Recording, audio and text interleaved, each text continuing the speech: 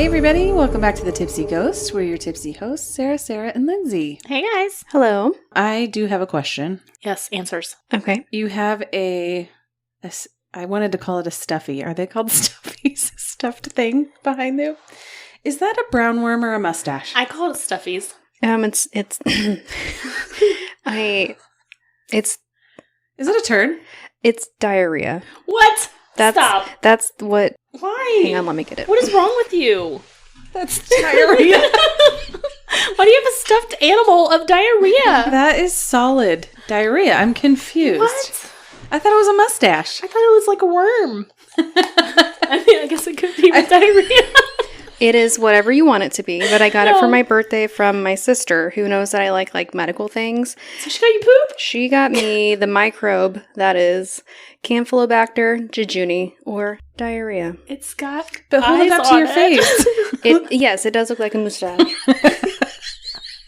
I was like, why does she have a mustache stuffy? I'm going But to pretend that diarrhea. it is like a cryptid worm or something like that. Eyes. I was like, Do you want to hold my I diarrhea? don't want to touch your diarrhea. Why did Keep your you ask diarrhea that? to yourself. Yeah. I don't know, because I've seen it several times. Okay, now it's staring at me. It's you know got what red he needs? eyes. He needs tiny hands sticking out, like our little tiny hands that we have. And then it'll look like a character. I don't like this. Like, yay, diarrhea! Yay! Yay for me!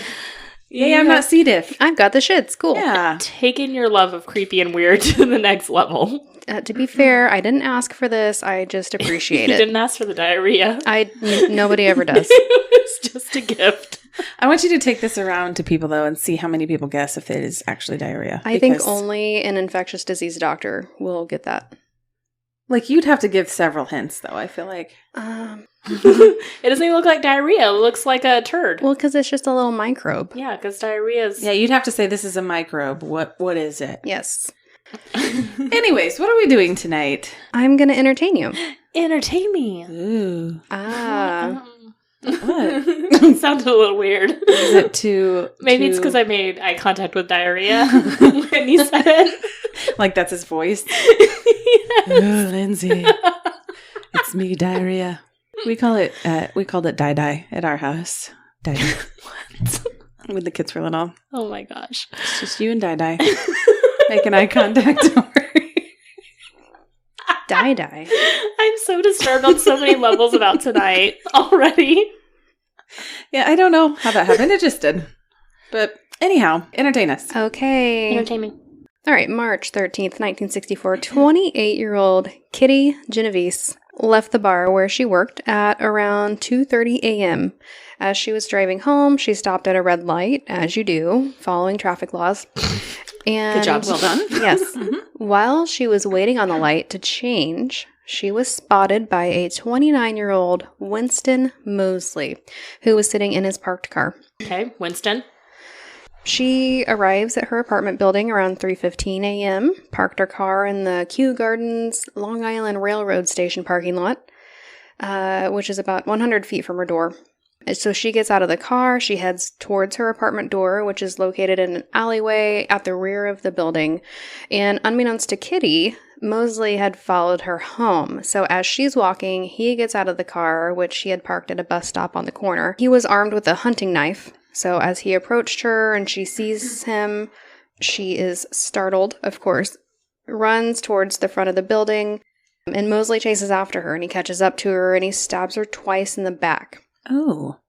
Dang. So Kitty screams out like, "Oh my God, he stabbed me, help me." She's hollering, Yeah. She needs some help. And several of her neighbors heard her cry, but only a few of them recognized the sound as a cry for help, and we'll get to that later. Wait, so you're telling me she says I'm being stabbed in the back and that's too bad. Yes. I know this story, sorry. You should know this story. Yes, I do. One of her neighbors, Robert, shouted at Mosley to leave her alone, and hearing witnesses, he ran away. So Kitty gets up, she slowly makes her way towards the rear entrance of the building, so that's where her door is. But this takes her out of view of any witnesses from the front of the building where she was at. So she had been stabbed in the chest, and it punctured her lung. At this point, she's no longer able to scream for help. It's punctured her lung and it's collapsed. So it was later reported that there were witnesses who saw Mosley enter his car drive away, and then return 10 minutes later. And he put on a disguise, what was the disguise? What do you think? Who has a disguise in their back of their car? It's a mustache. It's a mustache. And that's actually diarrhea. Sunglasses. It's diarrhea mustache. Aviator sunglasses. Just the diarrhea mustache, really. Stop talking about dye-dye. Dye mustache. I'm so Yikes. sad that you asked what that was. Well, maybe it was one of those like glasses with the nose attached. And the little mustache. You know what I I'm wish talking it was. That was a missed opportunity "You for don't know him. me." Yeah. Guess who? Nothing to see. Surprise. Well, it was just as great. It was a hat. Maybe Ooh, a so fedora. different. A fedora. No, I'm disappointed. And so he began to systematically search the parking lot, the train station, and the apartment complex, trying to find her. And he eventually comes across Kitty, who was now just barely conscious, lying in the hallway at the back of her building. Mm. So now they're out of view of the street and the earlier witnesses who saw the initial attack. So she's in a different location. Witnesses are going to be different now. So Mosley proceeds to stab Kitty several more times before raping her, stealing $49 from her, and running away again. And these attacks lasted about 30 minutes. There were knife wounds on her hands that suggested that she had attempted to defend herself. Mm-hmm. Her neighbor, Sophia, found her not long after the second attack and held her in her arms until the ambulance arrived. And this was around 4:15 a.m. And unfortunately, Kitty died on the way to the hospital. So let's talk about Kitty. Kitty was born Catherine Susan Genovese, and she went by Kitty. She was the eldest of 5 children, born to a Catholic Italian-American set of parents. The family lived together in Brooklyn, where Kitty went to an all-girls high school and was described as self-assured, beyond her years, with a sunny disposition. So just really outgoing, really fun. She had graduated high school and was engaged to be married when her mother witnessed a murder. And after she witnessed the murder, they decided they needed to get out of that area. And so the whole family moved to New Canaan, Connecticut. But Kitty stayed behind because she's engaged to be married, and she was living with her grandparents for a while in Brooklyn as she prepared for the marriage. So she gets married later that year, but it was annulled before the year is over. It didn't last very long. And this is when she moved into an apartment in Brooklyn, working in clerical jobs that she found unappealing. But by the late 1950s, she accepted a position as a bartender. And in 1961, she was briefly arrested for bookmaking after taking bets on horse races from her bar patrons. That's a different kind of bookmaking than I was thinking of. So she and a friend were fined $50 and they were fired from that bar. But she got another bartending position at Ev's 11th Hour Bar in Queens, and pretty soon she was managing it on her own. She worked double shifts to save money, and she had a goal to open an Italian restaurant with her dad. That's a sweet little goal. It is. She shared her Queens apartment with her girlfriend named Marianne. So, a little quick bit on Mosley. Winston Mosley was from Queens and worked at Remington Rand as a tab operator, which was preparing the punch cards used for data input for digital computers. Okay. He was married with 3 children and had no criminal record. So 6 days after the stabbing, Mosley was seen removing a TV from a house in a different neighborhood in Queens. And one of their neighbors, Raoul Cleary, was instantly suspicious, and he questioned him about it. So thinking on his feet, Mosley claimed to be a hired mover. But Mr. Cleary was like, oh, I don't believe you. And so he went to another neighbor, Jack Brown, to see if he knew anything about these neighbors supposedly moving. Mr. Brown confirmed that the neighbors were not, in fact, moving, and while Mr. Cleary went to call the police to report the robbery, Mr. Brown goes to Mosley's car, and while he's not looking, he yanked a wire to disable the vehicle so he wouldn't be able to get away. That's quick thinking. Yeah, so the police come, and they arrest Mosley, and they take him in for questioning, and one of the detectives remembered a white car, similar to Mosley's, was reported by some of the witnesses to Kitty's murder. So he tells homicide detectives who come to question him while he's at the station, being questioned for the robbery. And during this questioning, Mosley admits to the murders of Kitty as well as 2 other women. Oh, gosh. Wow. One was Annie Mae Johnson, who had been shot and burned to death a few weeks earlier. And then Barbara Kralik, who was a 15-year-old that was killed in her parents' home the previous year, but both crimes occurred in neighborhoods within Queens. So while he was giving details about Kitty's attack, he provided the detectives with a motive. What do you think his motive was? Because he's a psychopath and we hate him. Okay. Sex. Okay. You're not... We're wrong. You can tell me if I'm wrong. It's okay. You're not totally wrong, though. It's misogyny. Okay. I get a half point. Because he's a butthead. Mm-hmm. So he said his motive was simply to kill a woman, saying he preferred to kill women because they were easier and didn't fight back. He said he got up around 2 a.m. that morning. His wife was working a night shift as a nurse. He left his children alone and drove through Queens to find a victim. Jeez. Mosley saw Kitty on her way home and followed her to the parking lot and then attacked and murdered her. Subsequent psychiatric exams suggested that Mosley was a necrophile, and that's where your half point comes in. Okay, see, I was thinking these things. Mm-hmm. He was charged with the murder of Kitty, but was not charged with the other murders he admitted to because another man, Alvin Mitchell, had already confessed to the murder of Barbara Kralik. So it got a little hairy. I'd say. Yeah. Mosley's trial began in June of 1964, and he initially pleaded not guilty, but his attorney later changed his plea to not guilty by reason of insanity. Mm-hmm. Mm-hmm. During his testimony, he again described the events on the night he murdered Kitty. And he also described the 2 other murders he confessed to earlier and to numerous other burglaries and rapes. So this was not his first crime. This wasn't his first time. The jury deliberated for 7 hours and ultimately found Mosley guilty, and he was sentenced to death. But in 1967, the New York Court of Appeals found Mosley should have been able to argue that he was medically insane at the sentencing hearing, and so they reduced the sentence to life in prison. He escaped from prison in 1968 while being transported from a hospital following a minor surgery for a self-inflicted injury. When he did that, he hit the transporting officer, stole his weapon, and fled to a vacant house that was owned by a Mr. and Mrs. Kulaga. So he stayed there for 3 days until the Kulagas came home, and at that point, Mosley held them hostage for more than an hour, binding and gagging Mr. Kulaga and then raping Mrs. Kulaga. After this, he took their car and fled to another home in the area. And there, he encountered a woman and her daughter, and he held them hostage for about 2 hours before releasing them unharmed, thankfully. Shortly after, though, he surrendered to police and was charged with escape and kidnapping. I don't know about the rape charge. I was going to say, and not rape?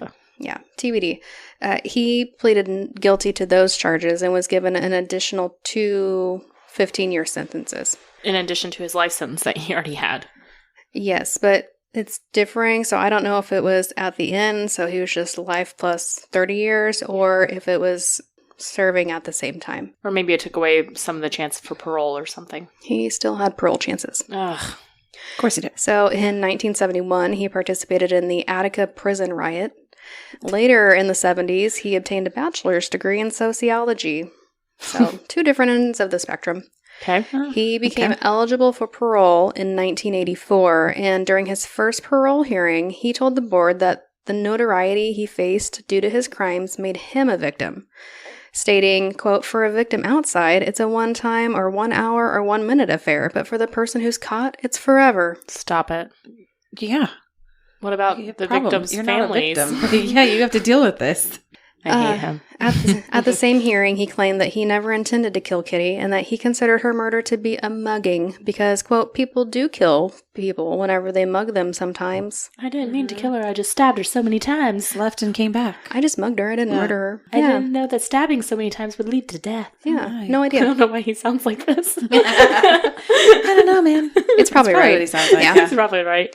The board denied his request for parole at that hearing. Good. Thankfully. Good. He later returned for another hearing in 2008 on the 44th anniversary of Kitty's murder, but continued to show little remorse, and parole was again denied.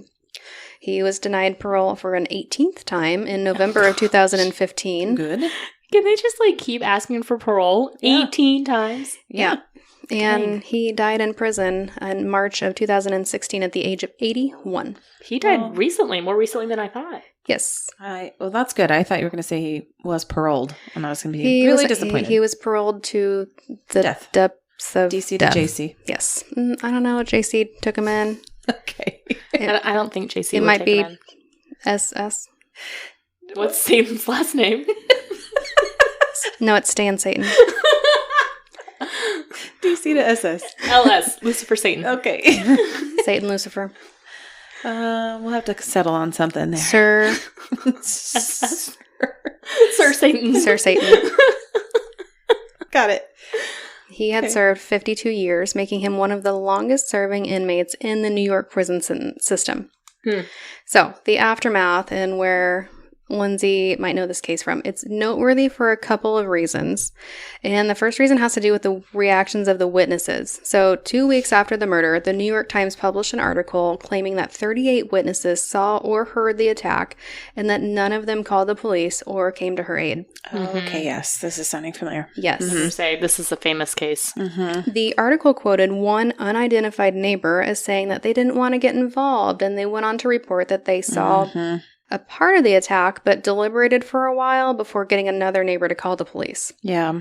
Another article later said that another neighbor witnessed the attack and ran to turn up the radio so that they wouldn't hear the screams.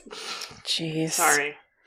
That's terrible. Yeah, so this prompted outsiders across the world to view this murder as proof of the callousness or apathy of life in big cities, especially New York. And this perception and the fact that people couldn't comprehend why so many people would see or hear such attacks and not do anything paved the way for something called the bystander effect that is now a staple in psychology textbooks. Yep. The bystander effect is essentially the idea that a bystander is less likely to help a victim when in the presence of others than if they were alone, and the thought that someone else will step in or someone else will call the police versus if they're alone and they witness something, they'd be more likely to assist. So more bystanders leads to less assistance ultimately. And this could be because people think that others present are much more qualified to help, that some just don't know how to help, or that bystanders feel uncertain about stepping in while others are watching. They don't want to be judged for how they assist. Investigations into the bystander effect have provided a ton of research on helping behavior and conformity, continuing to influence social psychology today, as it highlights the power of situations that affect individual perceptions, decisions, and behavior. And so another theory on the lack of intervention was that several witnesses thought that it was a domestic fight. And at the time, in the 60s, it really wasn't commonplace for people to get involved in other couples' quarrels. And the wild thing about this, though, is that the original article grossly overstated the number of witnesses and what they had perceived. So they said 38 witnesses did nothing, essentially. They called out this entire apartment building and was like, you guys just stood around while this woman died. That's just not the case. So since it took place in two separate locations around the building, no one actually saw the whole attack. Many only saw a glimpse of it, and even more didn't even recognize the cries for help. Again, thinking that maybe it was a domestic fight or just a couple of drunk people being loud coming out from bars. And so the reported 38 witnesses turned out to be more like a dozen or so. And even more, only 2 people were aware that Kitty had even been stabbed. It was Joseph Fink saw the first attack near the front of the building, and a Carl Ross was aware of the second attack. He heard it outside his apartment door at the back of the building. And finally, police interviews did reveal that some witnesses had attempted to call the police, but records of the earliest calls to police are unclear and were not given a high priority. Which brings me to the other reason that this case is so noteworthy is that at that time in the 60s, there was no 911. I was just going to say, I feel like I know this because of a 911 issue. Yeah. Yes. So you would set a bunch of numbers by the phone. The police station had a different number, the firehouse, the ambulance crew, a hospital. Everybody had their own number, and you just pick whatever number you wanted and then call, hoping that the line was open. Or you'd call the operator and wait for them to connect you. And there was also issues with the police at the time. It was just a weird time in the 60s in the city, and They were really suspicious of things like that, didn't really step in. Sure. There were just some issues. Yes. Things have changed, hopefully. So the complexity of this process was one of the reported reasons that there was delay in getting help for Kitty. And always a step ahead, the UK began using 999 for reporting emergencies as early as the late 1930s. So 999 is their 911. So in the United States in the late 1950s, there was the National Association of Fire Chiefs recommendation that a single number be used for reporting fires. And then Kitty's murder happened in 1964, and this increased the urgency for a creation of a central emergency number to decrease any delays. And 911 was created. So 911 was chosen because it was simple, easy to remember, and it dialed easier on the rotary phones when compared to 999, which is true at the very end. The rollout was slower than I actually imagined due to multiple agencies being involved, the costs involved, and then failure to recognize the benefits of the 911 system. Coverage began in the late 1960s. By 1979, only 26% of the population in the United States had access to dial the number. This increased to 50% by 1987, and then 93% had access by 2000. And as of March of 2022, so this year, 98.9% of the United States population has access to dial 911, which it seems high, but it's still baffling that not everybody has access to 911 in this day and age. I will say not everybody has phones. Is that all they mean by access? Is that they have a phone? Or is it... I think it's location-based. It's not covered in all areas. Yeah. Even if you don't have a phone, you can still have, go to somewhere that does, or a hospital, or something close by. But if you're saying it's not covered in that area, that's different. Yeah, because dialing 911 links the caller to an emergency dispatch office who will then send the caller's information and location to emergency responders. In about 96% of the United States, the enhanced 911 system automatically pairs the caller numbers with a physical address. So you call and you get the right jurisdiction, and they can actually pinpoint your address pretty easily. This is altered if you're in a big building, but some buildings you can even pinpoint the floor you're on in the room. Mm-hmm. So it can be pretty accurate. Some states require all landline telephones connected to a network be able to reach 911 even if the normal service has been disconnected for whatever reason. And carriers are required to connect 911 calls to inactive mobile phones. So if you didn't pay your bill, you can still call 911. You don't have a card, you can still call 911. The only drawback is that dispatchers won't always be able to call back if the call is disconnected. Mm-hmm. Text to 911 was first used in Iowa in 2009. And even still, only about 1,600 out of 6,000 call centers have the ability to respond to the text to 911. Canada adopted 911 in 1972. This is now the emergency number for the United States, Canada, Palau, Argentina, the Philippines, Jordan, parts of Mexico, and some territories in the Caribbean. And that is Kitty Genovese in the history of 911. So the next time you call 911, think of Kitty.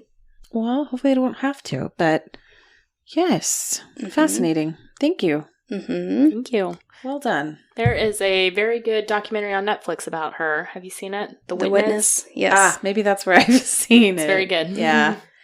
There's a few good documentaries. I watched A Crime to Remember. They have an episode called 38 Witnesses, and it was done very well. Interesting. Very interesting. Yes, I learned about this obviously in my undergrad years, and there's been a lot of cool experiments that have been done to test the bystander effect. Yes. One that sticks out in my mind was another DV where it was a guy who was pretending, obviously, to beat up his girlfriend, and all these people came to her defense and, all this, but then they flipped it where she was beating him up and nobody did anything. Nobody intervened. They all just stared and kept moving because when they were interviewed later, they were like, well, they saw her as helpless and needing defense. And they were like, he's bigger than her. He can take care of himself. Right. Or somebody else is going to intervene or something like that, Well, yeah, it's fascinating that, the number was so grossly overstated that prompted all of this research, but it's actually accurate that several people didn't. And so it is a real problem. There was it's on YouTube. It's called Mindfield, MIND. And one of their episodes covered this case and conformity and the bystander effect. And they just did different types of like quick studies to see so they had 4 actors in a room, and the 5th person was the test subject. Mm-hmm. And they would ask questions, and then the actors would sometimes answer them correctly just to like gain trust, but then they would start all answering them incorrectly. Mm-hmm. And so eventually they would see if the test subject would fall in line with something that they knew was the wrong answer, but they're like, well, everybody else is doing it. Mm-hmm. So, and a lot of the time, almost most of the time, people conformed and they just went along with what everybody else was saying, even if they knew it was wrong. It was just very interesting. It's like a herd thing. Mm-hmm. Power of persuasion. Definitely. Well, and, one of the things we always talked about in psych and sociology is our basic human desire is to belong. Yeah. And so to have approval. Mm-hmm. Interesting. Well, thank you so much for your little commuter episode. You're welcome. The history of 911. And the bystander effect. Yes. Love it. All right, guys. Thanks so much for tuning in this week to our little commuter episode. You can always find us at thetipsyghost.com with our socials linked from there, and send us an email at thetipsyghost@gmail.com. Please give us a 5-star rating and a great review anywhere you listen to podcasts. We really appreciate it, and it really does help. All right, guys. We will catch you guys next week. Okay, bye. Bye.